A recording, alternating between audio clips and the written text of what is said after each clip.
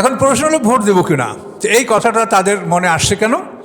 আসে এই জন্য যে সূরা নেসার 85 নম্বর আয়াতে আল্লাহ বলছেন, মাইয়াশফা শাফাতান হাসানাতান ইয়াকুল্লাহু নাসিবু মিনহা ওয়া মাইয়াশফা শাফাতান সাইয়্যাতান ইয়াকুল্লাহু কিফলুম মিনহা।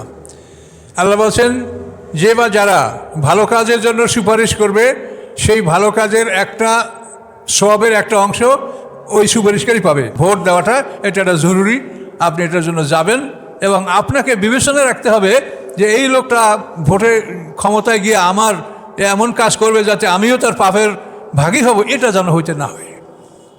এই বিষয়টা আপনাকে লক্ষ্য রাখতে হবে। কিন্তু ভোট দেওয়াটা আপনার একটা বিরাট দায়িত্ব, যেহেতু আপনি এখানে মানে আল্লাহ যে বলছেন ইন্নী জাইলুন ফিল আরদি খলিফা, আপনি খেলাফতের দায়িত্ব আপনি এখানে পালন করবেন। কাজে এই জন্য এক্ষেত্রে আপনি পিছিয়ে থাকবেন না, কিন্তু আপনাকে লক্ষ্য করতে হবে। আপনাকে লক্ষ্য করতে হবে আপনি যাকে ভোট দেবেন সে জিতলো কি হারলো সেটা আপনার দেখার বিষয় না। আপনি আল্লাহর কাছে প্রমাণ করতে পারবেন যে আমি হকের পথে, ন্যায়ের পথে আমি আমার কাজটা আমি করেছি।